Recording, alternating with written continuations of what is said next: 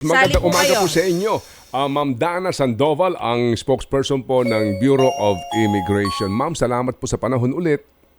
Yes po. Good morning po, Manong Ted, DJ Chacha. Good morning. Morning. Opo, eto nga po, nag-anunsyo na po ang DOJ na hindi muna ipatutupad itong Revised Interagency Council Against Trafficking Guidelines on Departure Formalities for International Bound Filipino Passengers. So, kung hindi ito ipatutupad, ano ang ipatutupad ngayon? Yes po, doon po sa announcement ng Department of Justice, we take the cue from the IACAT po. So we will be deferring the implementation of the revised guidelines. We will be reverting back po doon sa previous guidelines na in place po since 2015. So, ano ho ba ma'am ang basic na pangangailangan ng isa pong babiyahe na Pilipino palabas ng Pilipinas? Yes, actually, Manong Ted, it's the same thing po sa mga kababayan po natin. For regular tourists na mamamasyal lang abroad, passport, round-trip ticket, boarding pass, visa po kung kinakailangan sa bansa na pupuntahan, and e-travel. That's it po. There's no additional requirements. And that's also what we want to highlight siguro din. And maganda rin sigurong opportunity that the new guidelines is being put into light dahil we are able to have an opportunity to explain po siguro to the general public that majority 98%, almost 99% of travelers do not need to present any other document. Opo. Ma'am, ano ho, no? Kaya nga ho kami tumawag po and we appreciate na kayo na andyan para magpaliwanag. Meron po nga kasing mga mga legal opinion na nagsasabi kahit na itong basic travel documents na hinihingi ninyo sa mga mag-abroad, labag na kaagad sa ating pong karapatang pantao, no? Kung hindi ka makapagpe-present. Halimbawa, sabi ho dito, no? Passport, no? Appropriate valid visa whenever required, boarding pass, and confirmed return or round trip ticket when necessary. Yan, di ba? Yeah. Sabi po. Okay. Ang sabi po ni Dean Mel, hindi mo kami pwedeng obligahin na magbigay sa iyo ng round trip ticket pag hiningian mo kami kung one way ang ticket lang. Sabi nga niya, pakialam mo. 'Di ba? Kung ang balik ko doon ako magdedesisyon, kailan ako babalik. Anong pakialam mo? Sabi ko nga kay Dean Mel, baka masampal ako niya pag sinabi ko yan doon sa immigration officer. 'Di ba? So, ma'am, doon po, ano po ang inyong sagot doon? Yes, I think po, siguro na-clarify din naman po ito ng Department of Justice during their briefing na ito pong mga requirements na kinakailangan po natin is not a curtailing siguro of the right to travel, but it's more of a proper documentation para po sa mga aalis po ng bansa. The round-trip ticket is actually a basic requirement po for traveling Filipinos, not just here, but for other countries. For tourists po talaga, they need an outbound ticket pabalik po nung bansa po na pinanggalingan nila. Okay. Sige ma'am. So, ma'am, kumbaga, ang hinihingi naman talaga itong mga binanggit kong basic, no? Yes. So, nasa discretion na ho ng immigration officer kung ano pang hihingiin niya per person, case to case, ganun pa rin po yun. Doon po sa bagong guidelines, meron na pong categories of Filipinos.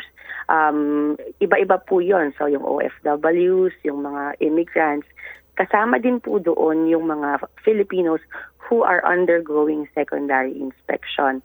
In the past po, yung ating mga immigration officers, walang specific kumbaga a set of documents that they need to look out for kung nag-undergo ng secondary inspection ng isang tao. That's why po we've been getting feedback that the immigration officer might be requiring frivolous documents or documents not related to the purpose of travel. But the guidelines really is a guide for the immigration officers para hindi sila lalabas doon sa mga requirements na yon if and only if the passenger undergo secondary inspection, and that goes again for a small percentage of the departing passengers. Okay, sige. So, again, ano ho, Ma'am Dana, sa simpleng pagkakaintindi, ganun nga din po yun, di ba? Yung secondary inspection, ay desisyon na noong unang nakaharap mo na immigration officer. Siya na ang maninimbang doon sa ibinigay sa kanyang mga kailangan na dokumento bago umalis kung siya ba ay padadaanin sa secondary inspection. Ganun pa rin po ang mangyayari, di ba? Yes, Manong Ted, but we look at siguro generally speaking yung ating immigration officers.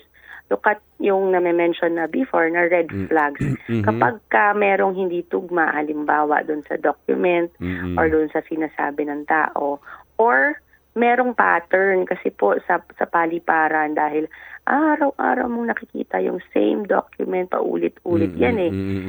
More than 300 passengers a day na pinoprocess ng immigration officers. If you see something off na parang, uy, ito yung kagaya nung nahuli na victim of human trafficking, or this is a strange looking document, or this looks fake, then nag-undergo ng secondary inspection. Oo, yun nga din po. So, Chacha, no, doon pa rin at doon tayo pupunta. Yung discretion nga ng immigration officer, di ba? Ma'am, yun hong paghingi ng financial capacity, ito po sa secondary inspection na? Yes, in the secondary inspection, tinatanong po ito. Sometimes tinitingnan lang po yung mga IDs at the primary inspection to verify po the identities of the person. But normally, the proof of financial capacity is being checked doon po sa secondary inspection. Doon po ma'am sa mga wala po namang visa requirement, mga ASEAN countries, for first time po na magbabiyahe, ang sabi din po sa amin din dito, kapag dumaan ka sa secondary inspection at hiningian ka ng bank record, kung ikay pangkaraniwan na namang gagawa, wala ka namang malaking bank account, pero gusto mong mag-travel, ano ang laban ho nung pangkaraniwang Pilipino na yon kung hindi siya pasakayin ng immigration officer? Simply because, sasabihin ng immigration officer, wala ka namang pera eh. Ba't ka mag-abroad? Opo, yes. ma'am. Manong Ted, siguro, baka there's also a need for us to clarify that because it's not really financial capacity na kung may pangangailangan ka sa buhay or hindi ka financially well off, ay hindi ka na maaaring mag-travel. It's really more of being able to sustain the duration of your trip. And siguro, it's just one of the clues. It's not kumbaga death sentence na just because you are wala kang trabaho, halimbawa, here in the Philippines. It does not mean that you cannot travel abroad. It's just one question na kailangan pong daanan ng ating mga immigration officers to understand the totality of the circumstances. Kung halimbawa po, so what? Wala ang trabaho dito, pero I have a generous boyfriend abroad that finances my travel, then it is clear to the immigration officer na the vulnerability ng tao goes down. So hindi na masyadong vulnerable itong tao to. And nakaklarify yung actual purpose of travel. Ma'am, kapag may nakuha ng visa, yung pong traveler, no, Schengen visa, no, regardless kung saan kang embahada nakakuha nito, 'di ba? Opo, yung mga Europe, no, at ilang pang mga may humihingi po na visa, no, New Zealand, Australia, mga ganon, Japan, Korea. Opo, kapag ganon, ma'am, first time din na ba biyahe? Kasi yung iba kinakabahan pa rin eh. Kapag ba ma'am ganon, meron pang secondary inspection na ginagawa o dumaan ka na kasi doon sa hirap mapagkuha ng visa, lahat na hiningi sa'yo tapos dadaan ka pa sa secondary inspection? Normally po, wala naman pong tinitingnan ng mga added requirements for those na meron na pong mga visa, except po siguro in cases wherein, again, we look at patterns. Okay. We look at reports from the Department of Foreign Affairs doon sa mga repatriations and mga trafficking incidents coming from those specific countries. So while normally wala po tayong tinitingnan, there are certain countries po siguro na mataas po yung cases of human trafficking despite issuing their visa. So kasama po dyan yung ilang mga bansa sa Middle East. There are certain areas po siguro ng Europa na may mga higher cases of trafficking. But it does not mean po na just because you are going there, automatically sends you to secondary inspection. There are also a lot of regular tourists going there. We look at patterns, meaning if we have seen this before in a victim of human trafficking or in someone who was illegally recruited, then that is a clue for the immigration officer to ask more questions about the purpose of travel. Ano na po ang nangyari doon kay Immigration Officer Abdullah, yung pong hindi nagpasakay kay Cham Tanteras papunta po ng Israel? Yes, siya po ngayon ay nakagarahe, and I think there's a case filed against him po doon po sa insidente na yon. Of course, kailangan pa rin po itong imbestigahan at dinggin ng ating Department of Justice. Mm-hmm. And then, itong garahe na ito, particularly, nasan siya ngayon? He was removed po from frontline service. But still in NAIA? Yeah, no, not anymore po. Okay. Ma'am, ano ang latest record ninyo doon sa in-offload hindi pinasakay vis-a-vis sa totoong kaso ng human trafficking? Kasi nga may report, di ba, in the Senate na ang dami nyo hong mga in-offload, hindi pinasakay, pero hindi naman pala ho human trafficking cases. Yes, doon po sa figures natin, yung mga nag-undergo po ng secondary inspection is 1.4% of the total for the first half of 2023 po ito 1.4% of the departing Filipinos and 0.5% po nun ang hindi napayagan. It's not just po siguro because of human trafficking and illegal recruitment. Of course, there are also instances when the passenger is improperly documented. Halimbawa po, ako nais kong magtrabaho sa isang bansa. Alis lang ako as tourist. But the actual purpose of travel does not match my documentation. So kasama po yun doon sa bilang na yun. That's why po that amounts to 0.5% of the total departing passengers. From there po, I think more than 400 po yung tinurnover po natin, either from IACAT or either to IACAT or to POEA. Yun po yung mga nakitaan ng elements of human trafficking and illegal recruitment. When we say elements po, it means that merong individual mismo na maaring habulin at kasuhan for the recruitment of the victim. Ma'am, yung binabanggit yung percentage, ano ho ang numero nun? Para mas maintindihan natin. Let me double check po my figures. Maybe I can send it po because I don't have the actual figures right now. I can check it po. Percentage-wise, maliit pakinggan. Pero pag binilang ho ang per ulo niyan, marami-rami po yan. Di ba? There po. Total Filipino passengers po who departed is 3.5 million. Yes. So 3.5 million. So yung deferred po natin, yung hindi po natin napayagan is 0.51% of that. Opo. So, ano mo yun? Kung 3.5 million, 0.61%, ilan po doon ang hindi nyo pinasakay pero hindi naman pala kaso ng human trafficking? That is not, yung kaso po ng human trafficking out of that 0.51% is nasa 400 po. But the rest po is those who are improperly documented. While there is no element siguro of human trafficking, there is still discrepancy po in the documentation as compared to the purpose of travel. Halimbawa nga po, magtatrabaho abroad, pero wala po ng overseas employment certificate, wala pong proper working visa. Sige po, may pahabol pong tanong lamang si Chacha, ma'am. Okay, Cha, please go. Napag-usapan din po namin ni Attorney Dean last time na kasama po namin siya dito sa programa. Ma'am, was there ever an incident na na ibabalik po yung pera o yung plane ticket man lang, itong mga na-offload nyo na hindi naman pala biktima ng human trafficking? From my recollection po, parang wala po ako naalalang insidente na ganito.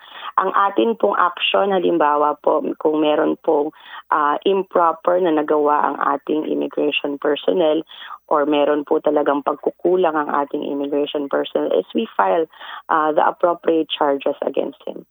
Ito po mga immigration officer ninyo naman na nang-o-offload ng mga pasahero at yung pasahero ay hindi naman po talaga biktima ng human trafficking o hindi naman gagawa po ng masama. Talagang i-relieve lang po ba sila o merong mga natatanggal talaga sa pwesto? Well, sa atin po kapag talagang grave yung error ng ating immigration officer, may specific po kasi yan na punitive action ang gobyerno po for actions of immigration officers that mali po ang ginawa or hindi po appropriate or not within our mandate. So we follow that po, yung guidelines of the civil service depending on the gravity of the offense. Opo. Ma'am, kailangan pa ba ng show money? Not necessarily po. For tourists?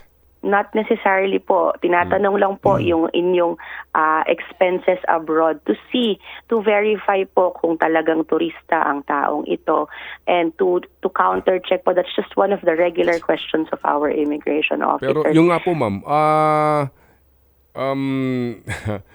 the fact na pakikitaan ka, hingian mo na mapakita ho ng pera yung aalis na Pilipino, hindi ba ma'am discriminatory yun? Hindi po natin tinitingnan yung actual money nung passenger. It's just part of the questions po to verify because Manong Ted, there are cases po that passengers are presenting themselves as tourists to a certain country and will be staying there halimbawa for 1 month but do not have the capacity and the purpose. Yung nga, babalik ako sa basic kasi sinasabi nila Attorney Dean. Ma'am, that is already economic, social profiling na po iyon eh. Di ba ma'am? I mean, naintindihan natin yung concern ninyo. Yes. Pero sabi nga, kung meron kayong intelligence fund, confidential fund, di ba? Dapat ang hinahabol talaga yung mga mastermind itong mga human traffickers na ito. Pero yung the fact na ang isang pangkaraniwang Pilipino, lalo na yung mga first timer na mag-abroad sa Macau, 'di ba, sa Hong Kong, tapos hihingian mo ng proof ng kanyang financial capacity to be a tourist, 'di ba ma'am, parang labag naman yata sa karapatang pantao 'yon? Siguro Manong Ted, it's just a clue kung to understand the totality of circumstances. Like I mentioned earlier, kung wala ka namang pong panggastos abroad, halimbawa, but someone is sponsoring your travel, that the immigration officer understands that. Siguro po it's just a clue to see, what kind of travel is this kung yung nakikita po ng immigration officer sa harap niya. Because halimbawa po, kung the passenger is not able to sustain herself for the duration of the trip, it's already a question. Parang magtataka na yung immigration pero yung nga, yung sinasabi ni Dean Mel di ba? Kung questionin mo, paano? I mean, again, ma'am, sorry po anong pakialam mo? Yes. Ma'am, di ba ma'am? Anong pakialam mo? Kung sakasakali man, anong pakialam mo? Yun po. Pwede ko ba, kapag yung ba ang sinagot namin sa taga-immigration, anong gagawin po sa amin? Wala naman po. Pero siguro it's better to be calm siguro sir in conversing para naman din harmonious yung pakikipag because it's siguro trabaho lang din ng ating mga immigration officers. And we are very much din po open should the IACAT see that there is a need to revise our guidelines. But yun nga po, like I mentioned, it's just part of the regular questions of the immigration officer to serve as a clue to understand the bigger picture if undergoing secondary inspection. Okay, sige po ma'am. Kasi ngayon, ako po naman, I'm speaking for other people, di ba? Ngayon sa amin po ditong social media page, may mga nagkikwento na mga OFWs na gustong dalhin sa abroad yung kanilang mga kamag-anak. First time babiyahe po yun. Sila mismo sinisita ng katakot-takot na katanong. Ano kasi ito kumbaga case-to-case basis nga, ang sistilang, ito yung mga, sorry po, pero di ba, defenseless people. Ito hindi pa pwede makipagbakbakan sa taga-immigration na magsabi na pakialam mo. Magtitipid kami doon. Ba't kayo 2 linggo kayo doon? Anong kapasidad niyo pa? Pakialam mo nga, di ba? Pag naandun na kami, bahala kami sa buhay namin. Hindi kami magpaparecruit sa kung saan man. Kami nang bahala sa diskarte namin doon. Pag ganon, talagang ang concern ninyo, baka mabiktima ka, baka human trafficking ito. Ganun kaagad ang inyong isipin. Not necessarily naman po, Manong Ted. So siguro, tinitingnan lang, just to clarify din, tinitingnan lang din po ng immigration officers yung totality of the circumstances to understand po the details of the travel. Ma'am, kung economic profile ang ginagawa, actually, economic profile yan mawalang galang lang, hindi man po aminin, pero talagang kung sino ho yung mga mahihirap, target, ito kaagad po mainit, kumbaga, paano kung naka-business class? Paano po kung yung human trafficker rin naka-business class? Paano, will that automatically exempt then from this profiling? No po, Manong Ted. Marami po tayong na-encounter na ganyan who present also fake documents showing kung ano-ano po na sila ay mga business women or whatever po. But siguro, it might be a misconception that it's an economic profiling because it's just one of the clues for something bigger. Kasi we don't automatically say na, ay, wala kang kapasidad. Hindi kita paaalisin kasi wala kang kapasidad. It's more of a clue to ask further questions about the purpose of travel. Because in many cases, these documents are just given to the most vulnerable. Binibigay lang po yan ng kanilang mga recruiter. Kaya yan po ay tinatanong ng immigration officer if nag-undergo ng secondary inspection yung tao.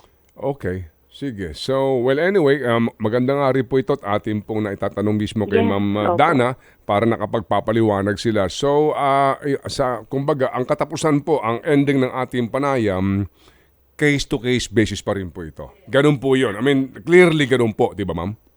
Yes, but siguro po, hindi kailangang mag-worry ng mga kababayan po natin because again, this is for majority of the tourists natin po, wala pong kailangan ikabahala. Okay, sige po. Ma'am, muli kaming tatawag at sana nga po kami magkaroon ng update doon po sa kaso noong nagpa-offload yung papunta sa Israel. Yan po kasi classic, classic case ito 'di ba? Na hindi siya pinasakay, gumasta ho yung babae, yung Pilipina, na doble gastos, na 'di ba? Stress pa niya at pagkatapos kung 'di ba? Alam niyo ho 'yon, yung kumbaga dapat dito may hustisya ho naman doon sa kanyang sinapit na inconvenience, ma'am. Opo. Yes, Manong Ted. Okay. Ma'am, salamat na marami, ma'am. Thank you po. Anytime po. Salamat po. Good morning. Opo, thank you very much. Yan. Ted Filon at DJ Chacha. Ngayon, nasa Radyo 5, 92.3 News FM. Monday to Friday, 6 to 10 a.m.